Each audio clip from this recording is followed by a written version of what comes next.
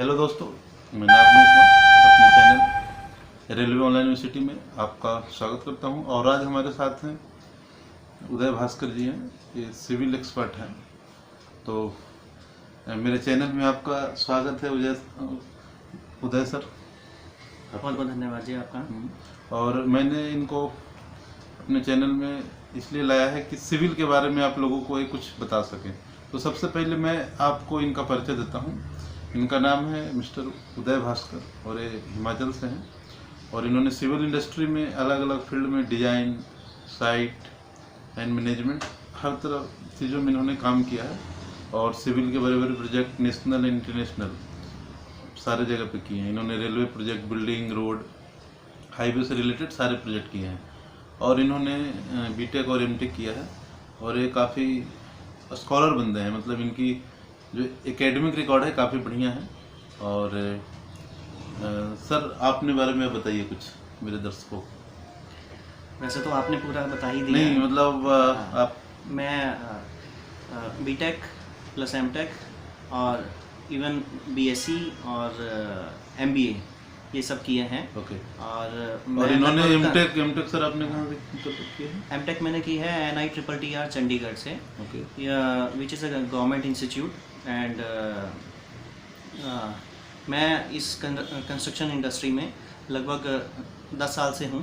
और बहुत से प्रोजेक्ट भी किए हैं, हाईवे के प्रोजेक्ट किए हैं, रेलवे के प्रोजेक्ट किए हैं, जिसमें मैंने बिल्डिंग में, ब्रिजेज़ में, फॉर्मेशन में और प्लेटफॉर्म में काफ़ी सारा काम किया हुआ है। सर मेरे दर्शकों को आप ये बताइए कि जो सिविल है, सिविल मतलब काम जैसे किसी मतलब क्या है, मतलब सिविल वर्क क्या है, मतलब उसको कैसे डिफाइन करते हैं, क्या क्या उसके अंतर्गत आता है? देखिए, जिस तरह से अभी हम एक रेलवे प्रोजेक्ट में काम कर रहे हैं, तो यहाँ पर सिविल ओवरऑल बताइए। हाँ, सिविल वर्क में जितने भी हमारे डेवलपमेंट वर्क्स हो गए, जैसे कि ब्रिजेस बनाना, रोड बनाना, बिल्डिंग्स तैयार करना और ट्रैक बिछाना, ये सारा सिविल के अंडर में हो गया। These are the assets of construction industries. Okay sir. और आप बताइए जो रेलवे एंड मेट्रो प्रोजेक्ट में उसमें सिविल वर्क क्या होता है? रेलवे और मेट्रो वर्क में मेनली हमारा स्ट्रक्चर्स का काम रहेगा। स्ट्रक्चर्स में हमारे बहुत सारे ब्रिजेस आ जाएंगे, जैसे मेजर ब्रिजेस हो जाएंगे, माइनर ब्रिजेस हो जाएंगे, कल्वर्ट्स हो जाएंगे, हमारे स्टील स्ट्रक्चर के वर्क्स हो जाएंगे। देन उसके बाद बिल्डिंग्स हो जाएंगे, स्टेशन बिल्डिंग्स हो जाएंगी, कुछ क्वार्टर्स बनेंगे, प्लेटफॉर्म्स बनेंगे। और देन साइड बाय साइड हमारा फॉर्मेशन का काम रहेगा। फॉर्मेशन मींस अर्थवर्क में हम एक एम्बैंकमेंट तैयार करेंगे या एक कटिंग करके हम एक एम्बैंकमेंट का काम करेंगे। फिर देन उसके बाद रेलवे में हमारा ट्रैक लेइंग का काम हो जाएगा। और मेट्रो में क्या होगा आपका? मेट्रो में क्या? मेट्रो में एलिवेटेड स्ट्रक्चर्स होंगे और उसमें ट्रैक लेइंग का काम होगा। और अंडरग्राउंड स्ट्रक्चर्स बनेंगे, टनल्स बनेंगी और स्टेशंस बनेंगे जी। और जो कोई भी प्रोजेक्ट होता है उसमें सिविल प्रोजेक्ट बहुत इंपॉर्टेंट होता है, सिविल वर्क, क्योंकि जब सिविल वर्क होगा उसके बाद ही हम कोई काम करेंगे। और ख़ास करके रेलवे और मेट्रो में सिविल वर्क का इम्पोर्टेंस बहुत ज़्यादा है, क्योंकि अगर मान लीजिए कि सिग्नल लगाना है आपको, कोई चीज़ लगाना है या फिर कुछ भी करना है, तो सबसे पहले सिविल वर्क बहुत ज़रूरी है। वो रेलवे में, मेट्रो में, रोड में या फिर कहीं भी मतलब बिल्डिंग बनाना है। तो आप मेरे दर्शकों को सर ये बताइए कि जैसे हमको कोई रेलवे प्रोजेक्ट है, नया एकदम खाली जगह है, तो उसमें कुछ भी नहीं हुआ है, तो हमको स्टार्ट करना है, तो सबसे पहले हम सिविल वर्क ही स्टार्ट करेंगे। तो उसमें क्या हम स्टार्टिंग मतलब क्या उसका एक प्रोसेस बताइए, कैसे पहले कौन सा करेंगे, स्टेप बाय स्टेप समझाइए दोस्तों। जैसे फ्रॉम द वेरी बिगनिंग सबसे पहले तो टेंडर फ्लोट होगा। टेंडर फिर हमारा बिड करेंगे जो भी कॉन्ट्रैक्टर होंगे, कॉन्ट्रैक्टर फिर फाइनल हो जाएगा। तो जो हमारा ऑनर होगा या क्लाइंट होगा वो उसके साथ में एक कॉन्ट्रैक्ट एग्रीमेंट साइन करेगा। उस कॉन्ट्रैक्ट एग्रीमेंट में वेरियस स्पेसिफिकेशंस मेंशन की जाएंगी। देन उन स्पेसिफिकेशंस को लेकर हम साइट पे वर्क करेंगे। जो भी कॉन्ट्रैक्टर होगा, क्या क्या काम करेंगे सर उसमें सबसे पहले तो जैसे अगर फॉर्मेशन से रिलेटेड सबसे पहले तो हम जमीन अधिग्रहण करेंगे, लैंड एक्विजिशन होगी वो। देन उसके बाद वहाँ पर हमारा नहीं, लैंड एक्विजिशन कैसे करते हैं उसका प्रोसेस बताइए। लैंड एक्विजिशन में जो भी रेवेन्यू डिपार्टमेंट होते हैं हमारे, रेवेन्यू डिपार्टमेंट से लैंड का रिकॉर्ड निकाला जाएगा। जो भी उसका ऑनर होगा तो उसके हिसाब से जो भी हमारे रेट्स चल रहे होंगे गवर्नमेंट के, वो फिर उनको फिर पेमेंट किए जाएगी गवर्नमेंट की तरफ से, जो भी क्लाइंट होगा। देन फिर वो हमारा कॉन्ट्रैक्टर को हैंड ओवर करेगा। लैंड हैंड ओवर हो गई। अब लैंड हमारे पास क्लियर है। लैंड क्लियर होने के बाद हम उसमें बहुत सारे टेस्ट करेंगे, जैसे एसपीटी टेस्ट हो गया, वहाँ की बैरिंग कैपेसिटी क्या है, वो सारा सब कुछ टेस्ट करेंगे। वो एक डिज़ाइन फील्ड में जाएगा। देन वो डिज़ाइन से रिलेटेड जितने भी वर्क्स होंगे, जैसे उसकी बैरिंग कैपेसिटी से रिलेटेड हमारे को क्या क्या स्ट्रक्चर्स तैयार करने हैं, कितने किस टाइप का एम्बैंकमेंट तैयार करना है, कौन सा ब्रिजेस बनाना है, वो सारे के सारे वो जो हमने ग्राउंड से टेस्ट किए होंगे वो वहाँ पर जाके डिज़ाइन फील्ड में जाके डिज़ाइन तैयार होगा। देन उसके बाद वर्किंग ड्राइंग्स तैयार होंगी। ड्राइंग्स तैयार होने के बाद में हम फील्ड पे काम करना स्टार्ट करेंगे। फॉर एग्जांपल जैसे ब्रिजेस का ले लें तो ब्रिज में वेरियस फाउंडेशंस होंगी, जैसे deep foundation, shallow foundation. Deep foundation में जैसे वेल फाउंडेशन या पाइप फाउंडेशन हो गई। शैलो फाउंडेशन में हमारा ओपन फाउंडेशन या स्ट्रिप फाउंडेशन हो गई। फाउंडेशन होने के बाद में उसके ऊपर में सब स्ट्रक्चर का काम होगा, पियर्स खड़े किए जाएंगे, अबटमेंट तैयार किया जाएगा। देन उसके बाद में फिर सुपर स्ट्रक्चर का काम किया जाएगा। सुपर स्ट्रक्चर भी हमारे बहुत टाइप के हो गए, स्टील स्ट्रक्चर्स हो गए, पीएससी गर्डर्स हो गए और स्लैब्स हो गई, ये सारा। देन उसके बाद सुपर स्ट्रक्चर तैयार करके जब हमारा एक ब्रिज तैयार हो जाएगा, दोनों तरफ ब्रिज के दोनों तरफ में जो भी हमारा अर्थवर्क का काम होना है, साइड बाय साइड वो अर्थवर्क का एज ए एम्बैंकमेंट जो भी हमारा क्रॉस स्लोप दे रखा हुआ है, किस टाइप हमें सॉइल किस टाइप की सॉइल डालनी है। देन उसके बाद उसके ऊपर में ब्लैंकेट आना है या WMM जो हमें डालना है, जो भी स्पेसिफिकेशन कॉन्ट्रैक्ट एग्रीमेंट में दी होगी उस हिसाब से। फिर अर्थवर्क क्या होता है सर? अर्थवर्क मीन्स सॉइल से रिलेटेड जो हमारा वर्क होगा, तो वो ही हमारा अर्थवर्क हो गया। तो मिट्टी से हम एक एम्बैंकमेंट जो तैयार करेंगे, एक सेक्शन जो हम बनाएंगे, वो हमारा एक अर्थवर्क में ही तो मतलब उसमें मिट्टी डाल के उसको एक लेवल तक लाएंगे, एक लेवल बना देंगे, एक सेक्शन तैयार करेंगे। और हम ये फॉर्मेशन वर्क क्या होता है? फॉर्मेशन और अर्थवर्क इज सेम। ओके। और उसमें जो बिल्डिंग का काम होगा, जैसे बिल्डिंग्स में जैसे हमारे बहुत सी स्टेशन बिल्डिंग्स बनेंगी, इंस्टीट्यूशनल बिल्डिंग्स होती हैं, जैसे हमारे पास में रेजिडेंशियल बिल्डिंग्स में हमारे स्टाफ क्वार्टर्स हो गए। अब एक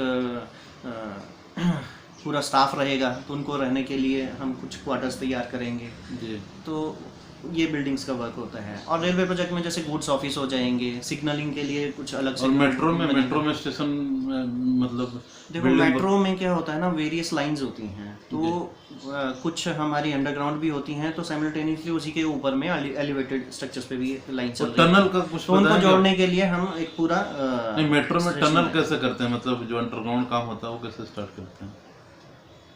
देखो टनलिंग के लिए बहुत सारी टेक्निक्स नीचे है ना जाना, बहुत सारी टेक्निक्स हैं। एक टीप, ठीक है। वो आप जो टनल होता है वो कैसे, मतलब कैसे? टनल बोरिंग मशीन हमारी रहती है, उसको अंदर हम ले जाते हैं। हाँ, नीचे ग्राउंड के नीचे में हमारा काम चलता रहेगा, मकिंग होती रहेगी। और ऊपर में हमारे पास चाहे पॉपुलेटेड एक डेंसिटी भी क्यों ना हो, या कोई भी हमारे स्ट्रक्चर्स ऊपर में हो, तो उनको नुकसान ना होते हुए भी हमारा नीचे में अंडरग्राउंड स्ट्रक्चर्स तैयार होते रहते हैं। ओके। और सर ये जो आपने बताया, फिर और क्या क्या वर्क होता है सिविल में? एक तो आपने फॉर्मेशन बता दिया, अर्थ वर्क, बिल्डिंग, टनलिंग का बता दिया, जो लैंड जमीन अधिग्रहण उसका, और क्या होता है सर? और जैसे हाईवे में अगर हम देखें तो हाईवे में हमारे ब्लैक टॉप हम डालते हैं। ब्लैक टॉप मीन्स जो भी हमारा बिटुमन कारपेट रहता है, उसके ऊपर में जो भी हमारे को लाइनिंग करनी है ट्रैफिक सिग्नलिंग से रिलेटेड में, वो हम करेंगे। देन उसके बाद में प्लांटेशन करेंगे, जो भी हमारा मीडियम रहेगा उसमें प्लांटेशन, शोल्डर के साइड में जो भी ROW के अंडर में आएगा उसमें हम प्लांटेशन करेंगे। प्लांटेशन इसलिए वो तो रेलवे प्रोजेक्ट में हाँ सभी जगह करते ही हैं। और जैसे हमारा हाई एम्बैंकमेंट है तो हाई एम्बैंकमेंट के स्लोप में हम टर्फिंग भी करेंगे। लेकिन प्लांटेशन में ये है कि एक जो जिस ज़मीन पे हम काम कर रहे थे उसमें बहुत सारे पहले वहाँ पर ट्रीज़ थे, तो हम लोगों ने वो ट्रीज़ तो काट दिए। वो काटने के लिए एनवायरनमेंट से हमें परमिशन लेनी पड़ी। तो वहाँ पर एक ऐसा एग्रीमेंट तैयार होता है कि जितने हम पेड़ काटेंगे उसके कई गुना हम पेड़ लगा के भी देंगे। ताकि हम अपने एनवायरनमेंट को भी सेव करें। सिविल स्ट्रक्चर और सिविल डेवलपमेंट एक ऐसा काम है जिससे हम अपने फ्लोरा एंड फोना को बहुत ज़्यादा नुकसान भी करते हैं, लेकिन उसको कंट्रोल करने के लिए हमारे पास में बहुत सारे ऐसे एक्ट भी हैं जिससे हम और दूसरी लोकेशन पे उनको रिजर्व करेंगे और उनको और ज़्यादा डेवलप करेंगे। ठीक है, उसमें सर फिर ट्रैक वर्क क्या होता है आपका सिविल में? ट्रैक जो आपने किया ना चर्चा। देखो, ट्रैक जनरली हमारे इंडिया में ब्रॉड गेज ट्रैक हम यूज़ करते हैं। ब्रॉड गेज ट्रैक हमारा क्या हुआ, मतलब रेल, हमारे रेल जो हम बिछाएंगे उस रेल को हम जो भी हमारा आई सेक्शंस हमारे बनेंगे, उन आई सेक्शन के नीचे में हम स्लीपर्स, पीएससी स्लीपर्स रखेंगे। पीएससी स्लीपर के बॉटम में हमारे पास में बलास्ट होगा। तो उस सारे वर्क को एक सिस्टमेटिकली वे में तैयार करना, उनको सही ढंग से टाई अप करना, उसको ही ट्रैक वर्क बोला। ठीक है सर, और यही हो गया ना PWI से रिलेटेड जो ट्रैक? हाँ, पीवे ओके।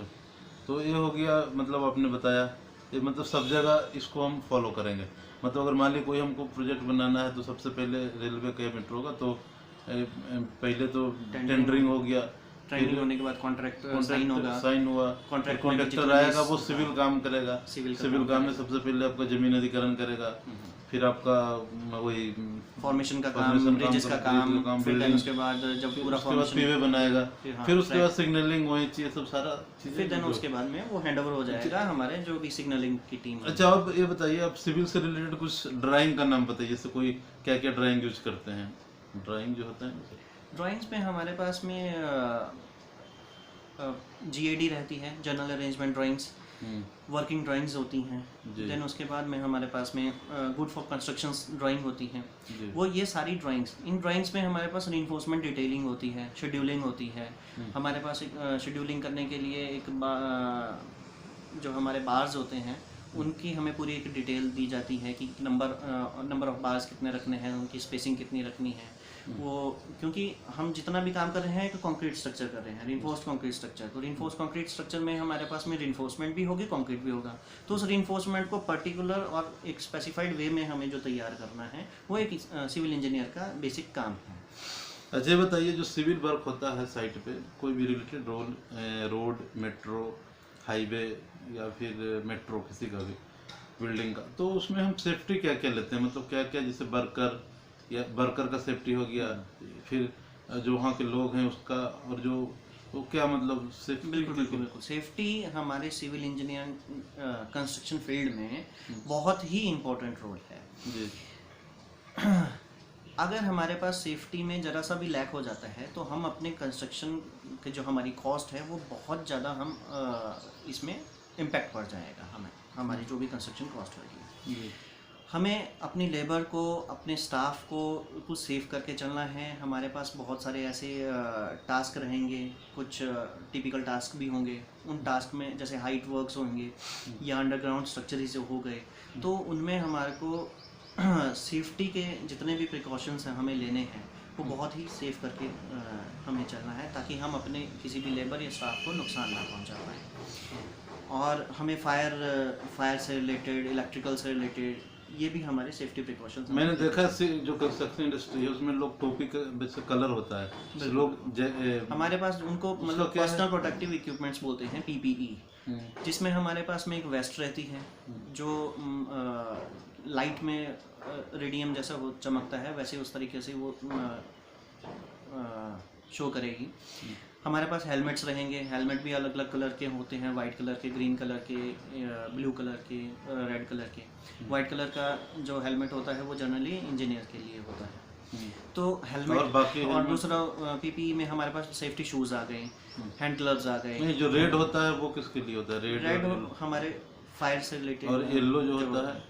येलो होता है लेबर के लिए, ग्रीन होता है सेफ्टी जो पर्सन होते हैं उनके लिए। ओके, ये सब मतलब उसका स्पेसिफिकेशन है। और ब्लू होता है जो भी है हमारा प्लम्बर या इलेक्ट्रिकल वर्क जो करता है उसके। मतलब सबको मतलब कैटेगराइज किया हो रहता है कि कौन। बिल्कुल, जिससे हमें एग्जैक्ट पता लग सके कि ये कौन। और दूसरा ये बताइए, जो सिविल काम चलता है तो उसमें काफ़ी डंपर चलते हैं, मशीनें चलती है, तो वो अपना पर्यावरण को किस तरह मतलब नुकसान फायदा क्या, उसका क्या इफेक्ट है? देखो, जो हमारे पॉल्यूशन कंट्रोल होता है वो उसने बहुत सारे रिस्ट्रिक्शंस लगा रखे होते हैं हमारी मशीनरीज के ऊपर में। तो जो भी हमारे हाईवा हो गए या डंपर हो गए, बड़ी बड़ी मशीनरीज होगी, उनमें वैसे तो पूरा सिस्टम तैयार किया होता है, लेकिन फिर भी अगर कोई मान लो कुछ पॉल्यूशन को हार्म कर ही रहा है जी। तो उसके लिए स्पेशल चेक्स होते हैं हमारे सेफ्टी इंडस्ट्रीज़ की तरफ से। जो भी हमारे सेफ्टी स्पेशलिस्ट होते हैं वो पर्टिकुलर एक टाइम पीरियड में जाके चेक करते हैं। हमारे पास में एक एनवायरनमेंट स्पेशलिस्ट भी रहेगा, वो सारा सब कुछ ये डाटा अपने पास में रखेगा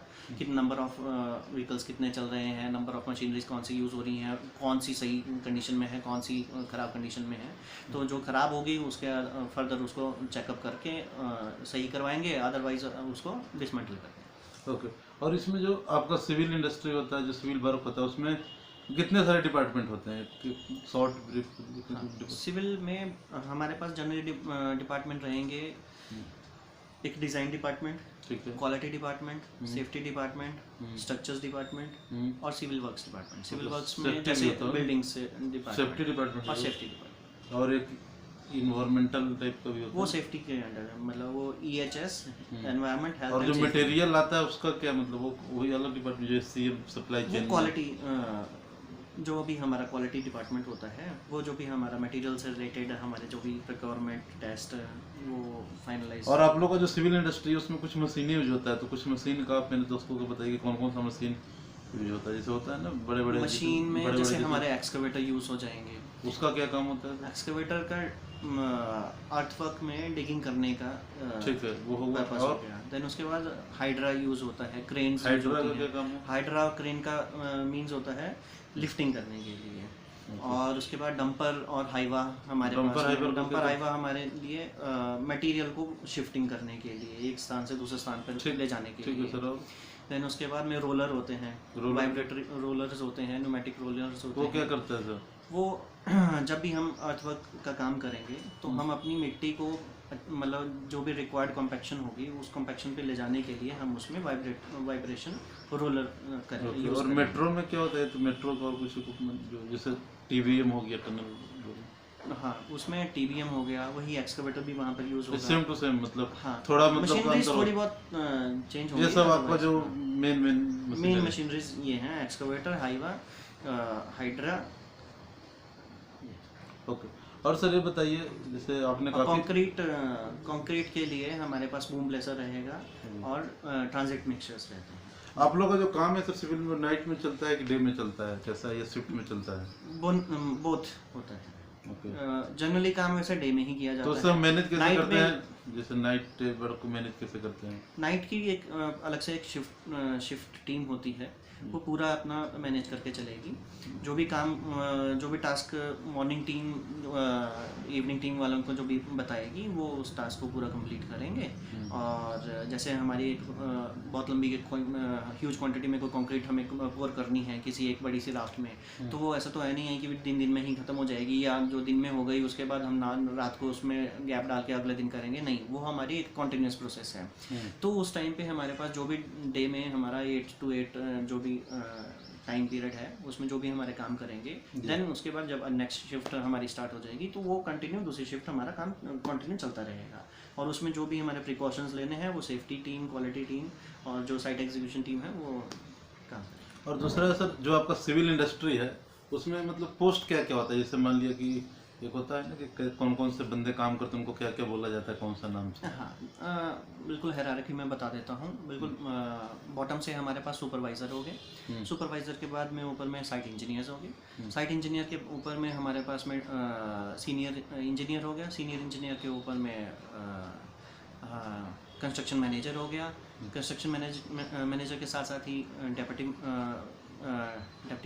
मैनेजर हो गया। देन उसके बाद मैनेजर हो गया, मैनेजर के बाद में हमारे पास में प्रोजेक्ट मैनेजर के ऊपर में DGM, AGM, देन उसके बाद ऊपर CPM।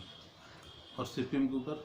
CPM के ऊपर में हमारे जो भी हेड ऑफिस में रहते हैं, VP हो गए या वहाँ का MD हो गए या ED। और सुपरवाइजर के नीचे कौन होता है? सुपरवाइज़र के नीचे में जो भी हमारे स्किल्ड और अनस्किल्ड लेबर्स रहती हैं, उनका जो बारबेंडर हो गया या शटरमैन हो गया।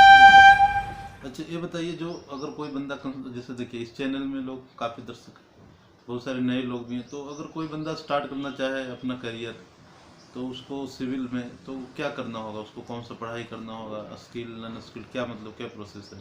देखिए,